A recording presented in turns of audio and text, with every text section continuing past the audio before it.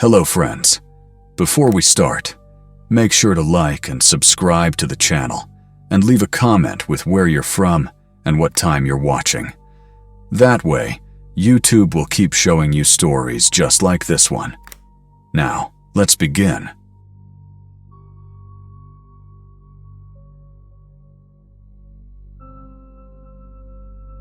Christmas has always been the one day of the year I allow myself to believe the world is good. The lights, the warmth, the promise that, for at least one night, nobody has to be alone. So when my boyfriend Ryan invited me to spend Christmas with his family at their ranch outside Lincoln, Nebraska, I said yes without thinking twice. We had been together just under a year, long enough to imagine a real future, not long enough to truly know what his family traditions looked like. My own family is scattered across different states ever since my parents divorced back in 2016. Holidays usually meant reheated takeout in my apartment in Kansas City, scrolling through old pictures of better times.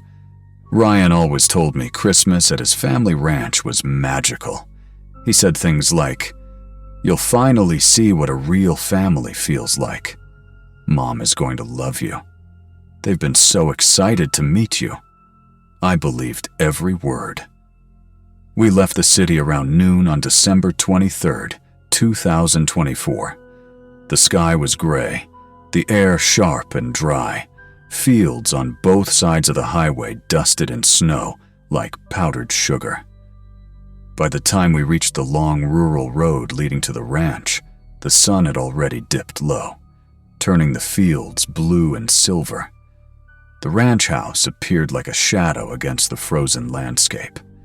A large, weathered two-story farmhouse with a metal roof and a big red barn in the back.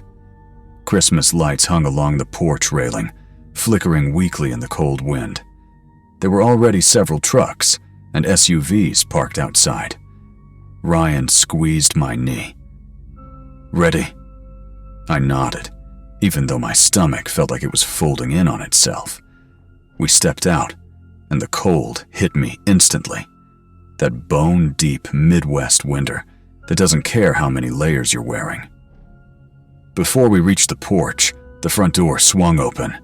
A tall woman with short dark hair and a heavy wool sweater stood waiting. Her smile looked painted on, stretched too wide for the rest of her face. "You must be the girl," she said. Not "nice to meet you," not "welcome," just the girl.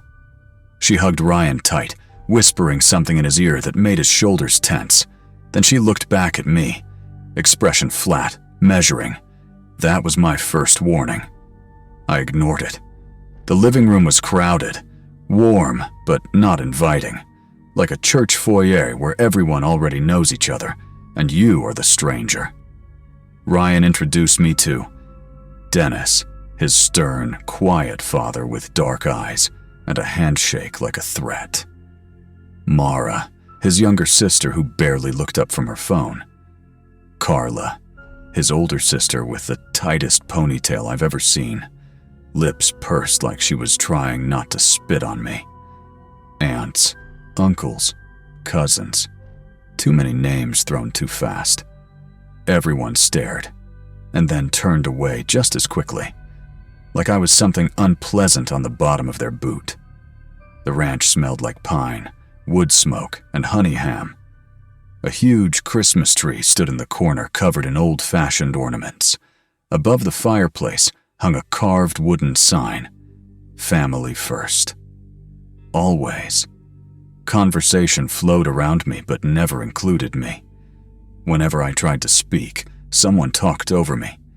Ryan kept disappearing, helping carry luggage, grabbing firewood, whatever excuse he could find.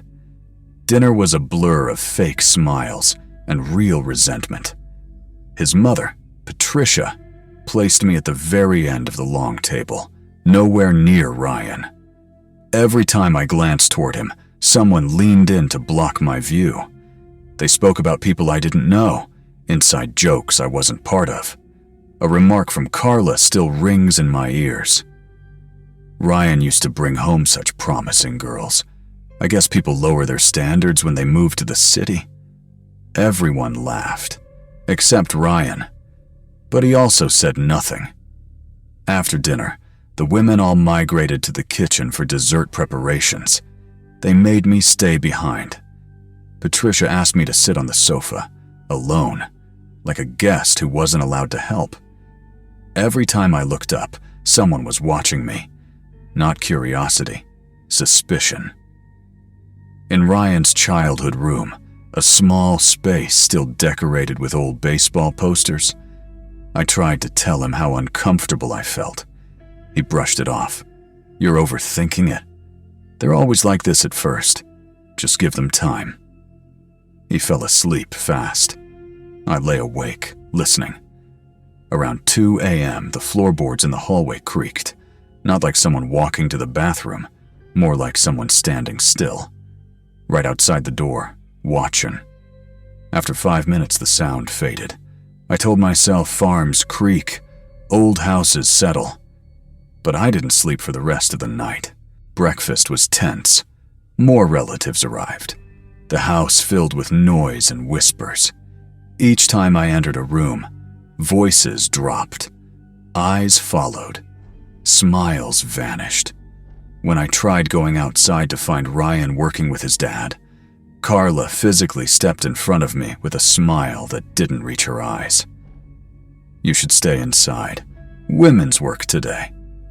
I forced a laugh, thinking she was joking. She wasn't. By afternoon, the anxiety had crawled under my skin. I noticed small things. People writing things down whenever I spoke. The way Ryan always stood on their side of the room. How Patricia kept glancing at my purse and phone. Mara staring at me like she wanted to dissect me. Then I saw Dennis do something that tightened my lungs. He took my car keys from the hook near the door and slipped them into his pocket. I froze. He made direct eye contact, daring me to react. I said nothing, because suddenly, something about this place felt dangerous. Very dangerous. After dinner, around 7:45 p.m., Patricia appeared in the kitchen doorway. Her voice syrup-sweet. Greater than sweetheart, the family would like to speak with you. The way she said the family made my skin crawl. In the living room, chairs had been arranged into a circle. One empty chair sat in the center, like interrogation spotlight seating. Ryan was already seated between his parents, stiff and silent. Patricia gestured, "Sit." My legs moved on their own. Once seated, I realized Dennis stood behind me, blocking the only exit. Carla opened a leather-bound notebook and began reading. Times and dates, conversations I barely remembered. Moments twisted into weapons. I was pulling Ryan away from his family. I was corrupting his morals. I was making him abandon tradition.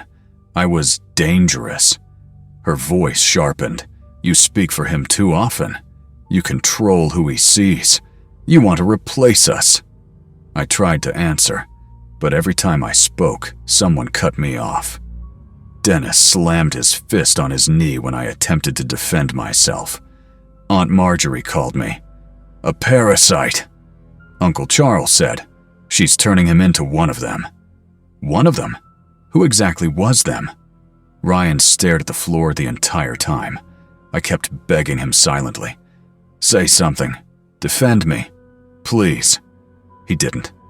After nearly an hour, Patricia stood, wiping fake tears. We love our son. We won't let you take him. Carla slid a paper across the floor toward me. A contract. Actual bullet points. We will approve where Ryan lives. You will attend Sunday dinners weekly. You will inform Patricia before decisions affecting Ryan. You will encourage Ryan to call home every night. You will never interfere with family obligations. And then, breaking these rules means ending the relationship permanently. I laughed. Hysterical, terrified laughter. They stared, confused, because they weren't joking. I picked up the pen. My hands shook so violently I could barely hold it. Then I set it down. No. One word. The silence that followed was not human. It was predatory. Patricia's smile died. Carla slowly closed her notebook. Dennis stepped forward. I stood up so fast the chair clattered behind me. "Give me my keys." No one moved. I pointed at the door. "This is kidnapping. You can't keep me here." Bert, a huge cousin I barely remembered being introduced to, blocked the exit. He spoke in a deep growl. "Put your phone away. We fix problems within the family." My heart hammered so loud I thought it would burst. I looked at Ryan, my last hope. Tears blurred my vision. "If you don't stand up right now and leave with me, we are done. Forever." He finally lifted his head. He looked broken. Slowly, painfully, he stood. Patricia grabbed his arm. He pulled free. He walked to Dennis, hand open, his voice cracked. "Give me the keys." Dennis studied him, and something dark passed through his expression. But after a tense moment, he dropped the keys into Ryan's hand. Like a battle lost. No one blocked us when we left. Maybe they knew crossing that line meant prison. Maybe they hoped Ryan would break and come home later. But my fear didn't fade until we reached the highway. Miles away. At a gas station near Omaha, I threw up in the parking lot. Ryan held my hair, whispering, "I'm sorry," over and over. I didn't answer. We rode in silence back to the apartment, a silence filled with everything he didn't do. I spent Christmas alone, cereal and an old movie playing in the background, staring at the locked door. Ryan and I tried to pretend nothing had changed, but everything had. I ended things on January 9th. He cried, said he couldn't live without me. I said, "You already chose. You just chose too late." I'm writing this on December 26th, 2025, sitting in my quiet apartment. The only light comes from the small plastic tree I bought from Walmart. It's not the holiday I dreamed of. But no one can take my keys. No one can decide my life. No one can trap me in a room and call it love. Ryan's family still sends letters to his building. Sometimes I see a truck like Dennis's on the street, and my blood runs cold. But I remind myself, I left. I survived. I am free. And if I ever doubt why, I just picture that ranch. A circle of chairs, a contract on the floor, and the sign over the fireplace that wasn't a motto, but a warning. Family first. Always. Even if it destroys you. I prefer freedom second over family first like that.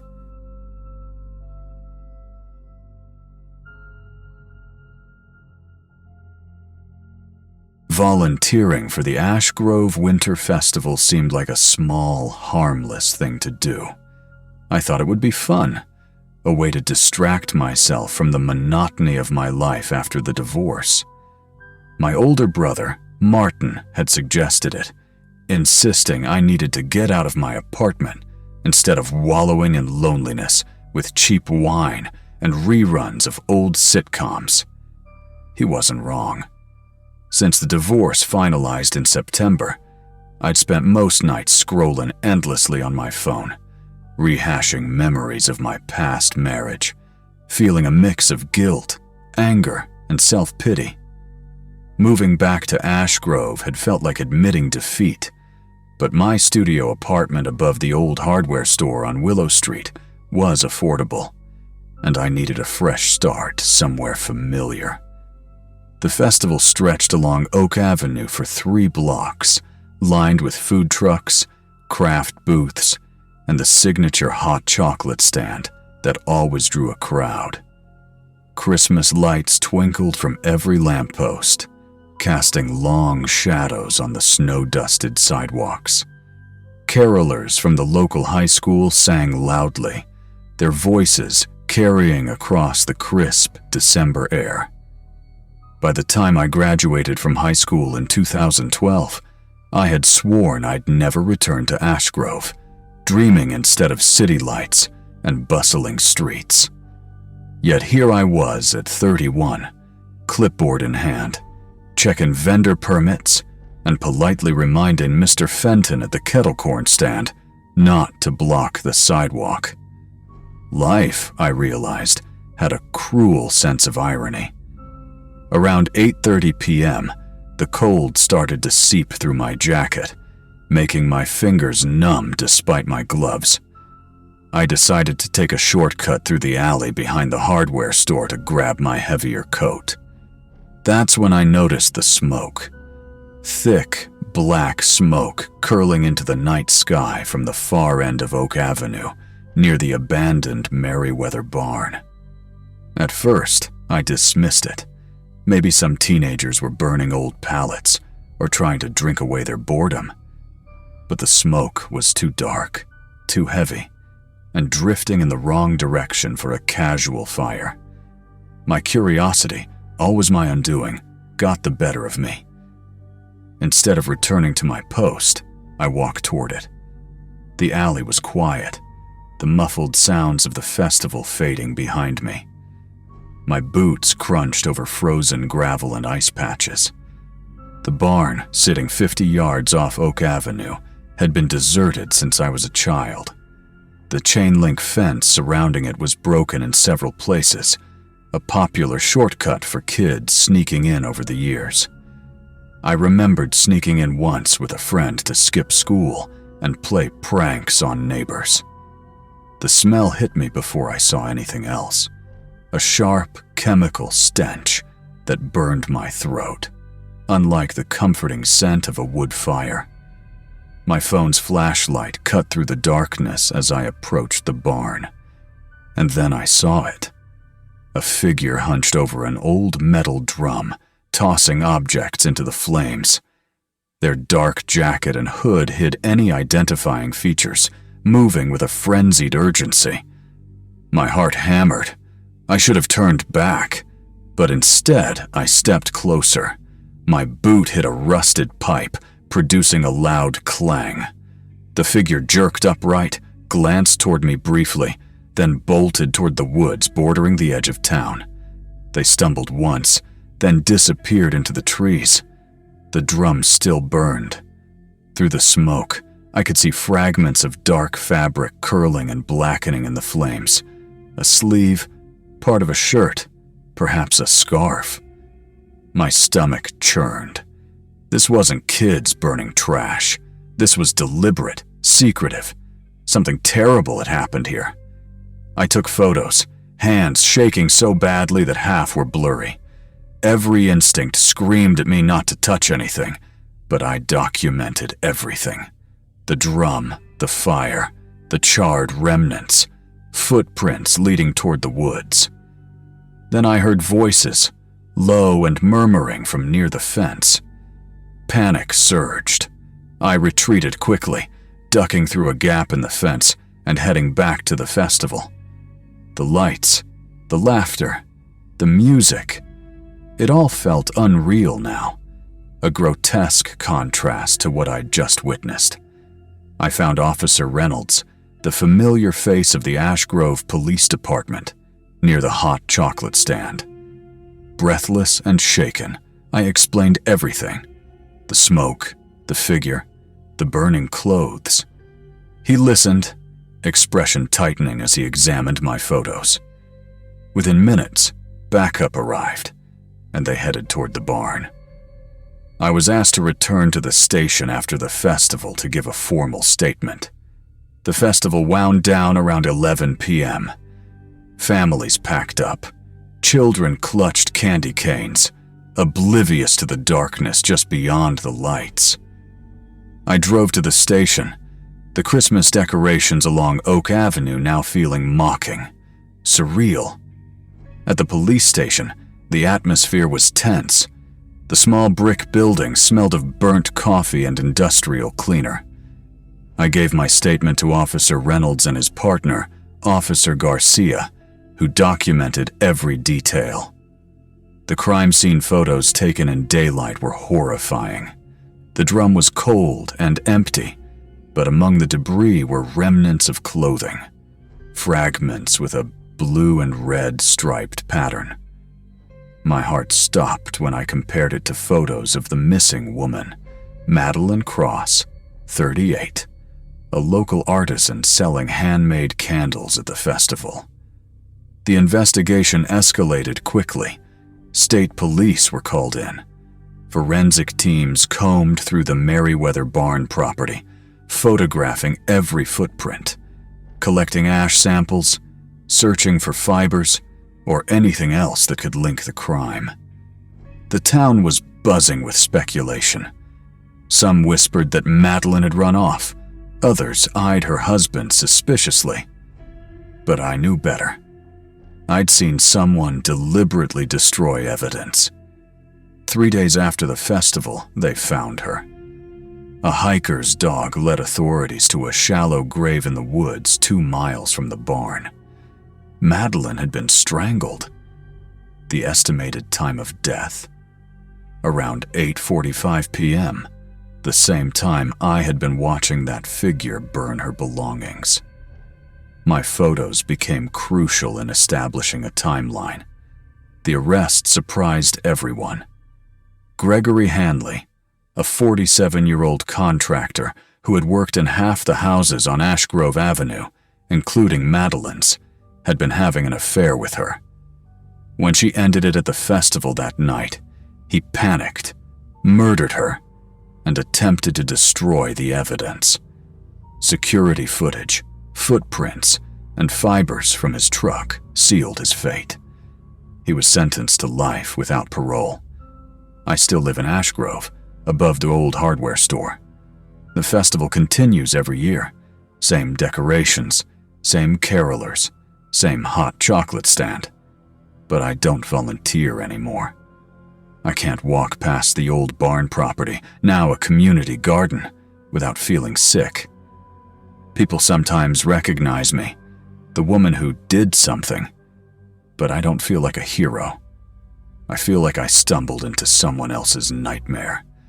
The ordinary horror of a trusted neighbor, a familiar face committing unimaginable acts, lingers with me more than the memory of the smoke or the fire. Evil, I learned, doesn't always wear a mask. Sometimes it wears a contractor's jacket, smiles politely, and blends seamlessly into the town's calm, predictable routine. That is what haunts me the most. The quiet, ordinary, invisible evil hiding in plain sight.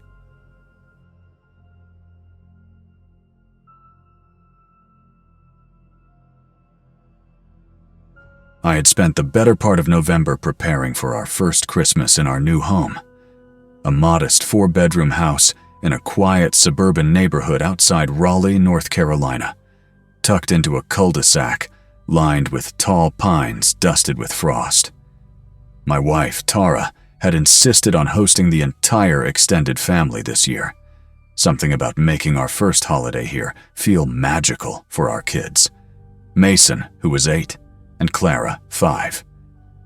By the time Christmas Eve arrived, the house smelled of pine needles from the freshly cut tree, mixed with the spicy aroma of gingerbread cookies baking in the oven. Fairy lights twinkled across the staircase banister, and the soft hum of a classic Christmas playlist filled the background. Through the windows, the neighborhood looked peaceful. Snow lightly coating the lawns, carolers strolling along the street, and the warm yellow glow from every other home, casting a sense of calm and comfort.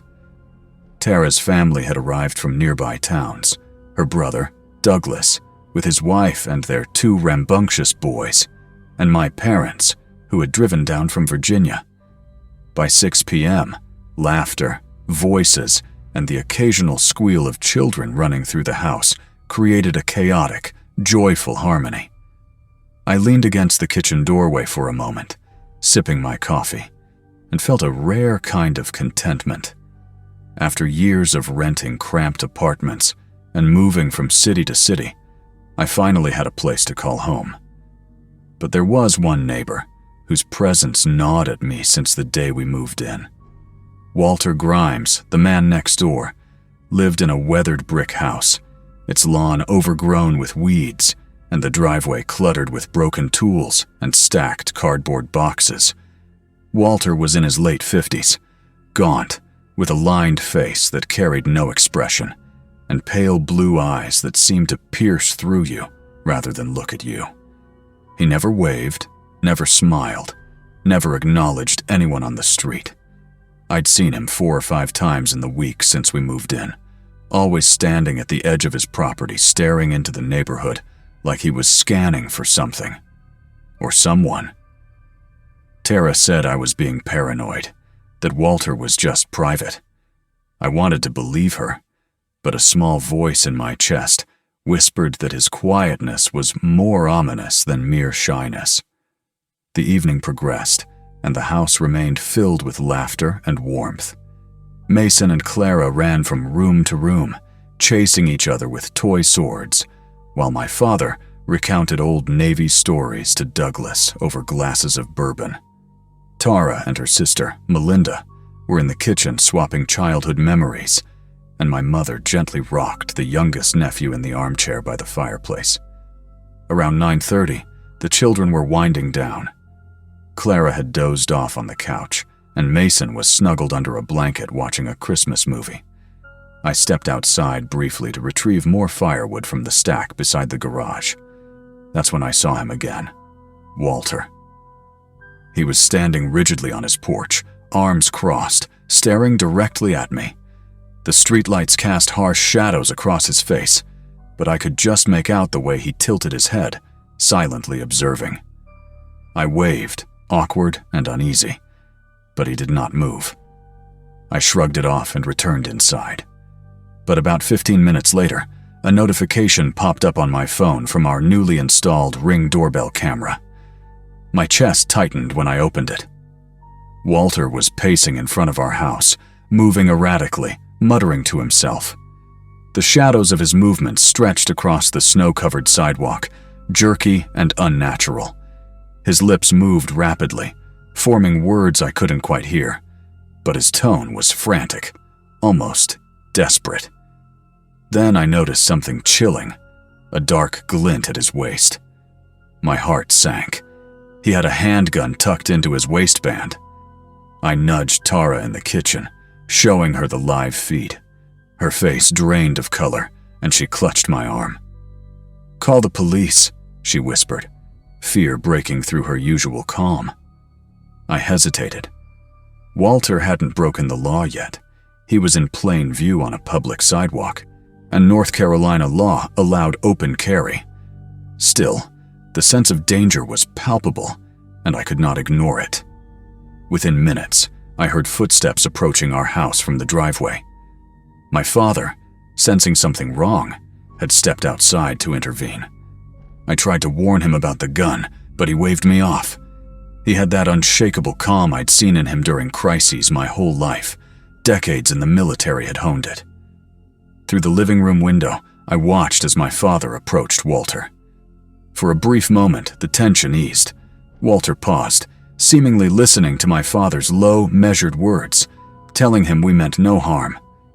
But then, as if a switch had flipped, Walter's hand darted to the gun, gripping it tightly while his other hand pointed at my father. The shouting began. Walter's voice pierced the cold night air, erratic, accusing, unhinged.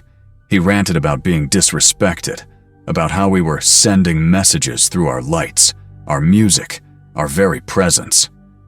My father stepped back cautiously, hands raised. I froze on the porch, terrified of making a wrong move that could trigger violence. Carla was already on the phone with 911, her voice high and trembling as she described the situation. I stayed frozen, watching as the flash of sirens appeared at the end of the street. Walter's eyes flickered with fear, confusion, and then resignation. The officers emerged from their cruisers, weapons drawn, commanding him to drop the firearm. Walter complied, slowly lowering it to the ground, his face empty, hollow. He was led to the patrol car, and for a fleeting moment, he glanced at me. The hatred was gone, replaced by something pitiful, broken. One of the officers spoke with us afterward. He explained that Walter had called 911 multiple times over the past month, making similar claims of conspiracies and harassment, all signs pointing to severe paranoid schizophrenia. He had stopped taking his medication in the fall, and there had been little family contact to intervene. The following weeks were tense. Walter was charged with aggravated assault and menacing, held without bail, pending psychiatric evaluation. His house remained empty for months, the lawn growing wilder, the broken tools eventually cleared away by a property management team. We installed a tall wooden fence to block the view of the house entirely. The first Christmas after the incident felt surreal. Mason and Clara slept through most of the celebration, unaware of how close we had come to danger. But I could not stop checking the Ring camera at night, every flicker of movement on the street sending a cold shiver down my spine. I realized something profound. Evil doesn't always look monstrous.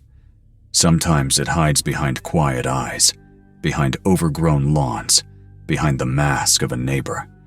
And sometimes it's only the smallest spark of awareness, a twitch of curiosity, a cautious glance outside that saves you. That Christmas taught me to respect the fragility of safety, the randomness of threat, and the delicate line that separates a cozy suburban evening from chaos. I often walk past Walter's old house now, still empty and silent, the snow covering what was once a scene of intense fear. The house stands like a relic, a reminder that horror can exist in the most ordinary places, on the quietest streets, in the dead of a seemingly perfect winter night. Even now, each Christmas Eve, I glance at the sidewalk through the living room window. No one is ever there. But I check anyway, because some lessons are learned too deeply to forget.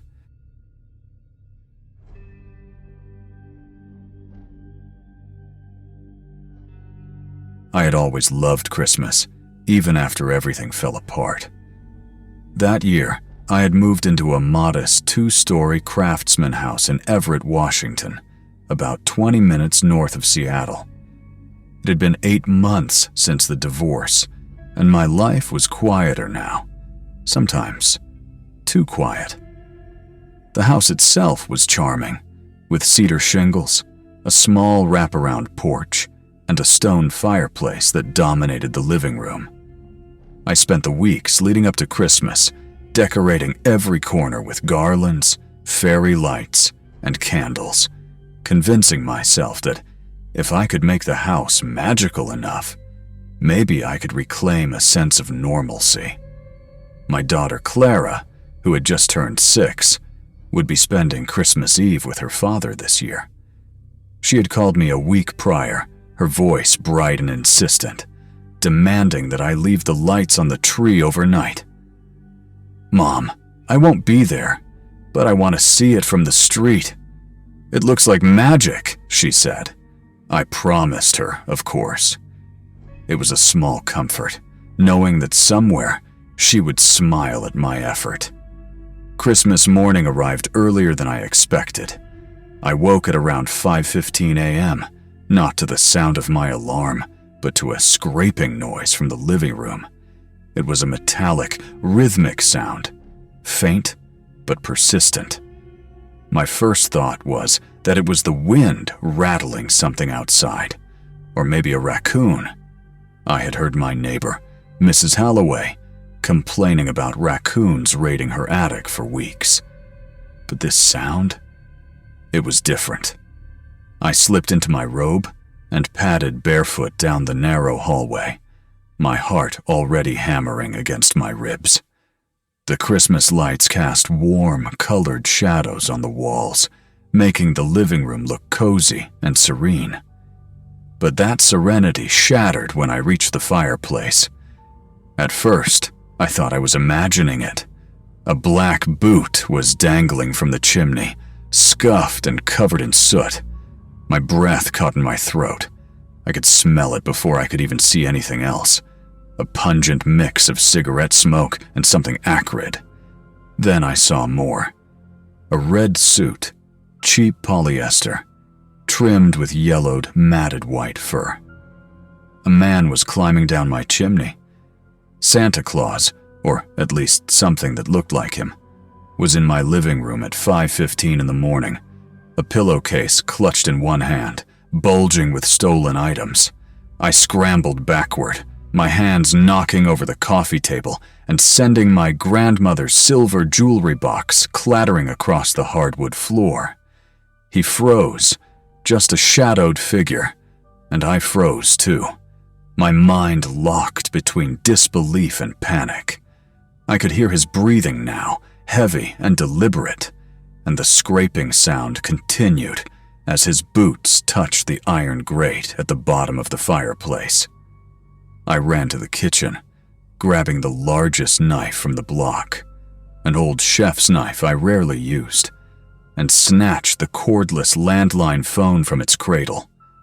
I dialed 911 with trembling hands, whispering as if raising my voice might make him notice me. "There's a man in my house," I said. "He's coming down the chimney. He's dressed like Santa Claus. Please, send help." The operator's voice was calm, almost mechanical, but I could tell she was listening. My eyes never left the fireplace. Another thud echoed through the living room as his boots hit the floor, followed by slow, deliberate footsteps. He began rifling through the presents under the tree, tossing one here, patting another there. My heart sank. That pillowcase bulged, not just with gifts for Clara, but with jewelry, my laptop, and framed photographs. Then he looked up, his deep-set eyes catching the faint glow of the tree lights. His face was gaunt, tired, almost apathetic. He tilted his head at the knife, then back at me, with an expression that sent a shiver down my spine. "Put that down," he said flatly, almost bored. "I'm just here for the stuff. Stay out of my way and nothing happens." I couldn't move. My body had locked up entirely, gripping the knife as if it were a lifeline. In the distance, the faint wail of a police siren reached my ears. His expression shifted in a second, annoyance giving way to something colder, calculating. I watched as he glanced toward the back door, then back at me, weighing his options. Suddenly, he bolted, crossing the kitchen in 3 strides and yanking the door open. The cold December air rushed in, carrying the scent of pine and frost. I didn't move, watching as he disappeared into the backyard, boots crunching on the snow-covered grass. Within minutes, patrol cars arrived, their lights flashing red and blue across the frosty lawn. The officers swept the house quickly. The pillowcase was recovered from the backyard, containing my grandmother's jewelry, my laptop, 2 wrapped gifts, and a silver picture frame from the mantel. Officer Lopez, a calm woman in her late 20s, sat with me at the kitchen table, while her partner inspected the rest of the house. I recounted everything, how he had climbed down the chimney, his voice, the way he moved, and how I had hidden in the kitchen praying I wouldn't be noticed. They caught him 4 blocks away, still in the Santa suit. His name was Howard Vance, 52 years old, with a long history of burglaries. According to Officer Lopez, he had been targeting homes like mine for weeks, climbing down chimneys in the early hours of Christmas morning. The red suit was his camouflage. If neighbors spotted him on a rooftop before sunrise, they would assume it was a decoration or some prank of the light. He specifically targeted single women, noting routines, observing houses for days, and identifying vulnerabilities. After the police left, I cleaned up the soot and returned the presents to the tree. Clara arrived later that morning, bright-eyed and oblivious to the horror that had unfolded while she slept at her father's house. I told her nothing, watching her tear open gifts with unfiltered joy. I didn't sleep that night, or the next. A locksmith installed a heavy-duty chimney cap, and I invested in a security system with cameras on every corner of the house. Even now, every Christmas Eve, I leave the tree lights on, just like Clara asked. But I sit in the living room until dawn, my ears attuned to every creak, every rustle of the house. My eyes drift to the chimney, and I remember the look in his hollow eyes, the indifference, the apathy, the casual danger. Howard Vance was caught, but the memory never leaves. Every glow from a Christmas light reminds me that magic and terror can exist in the same room, separated by only a few feet, a few seconds, a few choices. Somewhere deep in me, I know that vigilance is the only gift I can now truly give myself. The holiday feels different, beautiful, yet fragile, a reminder that safety is never guaranteed, and horror can creep down chimneys when you least expect it.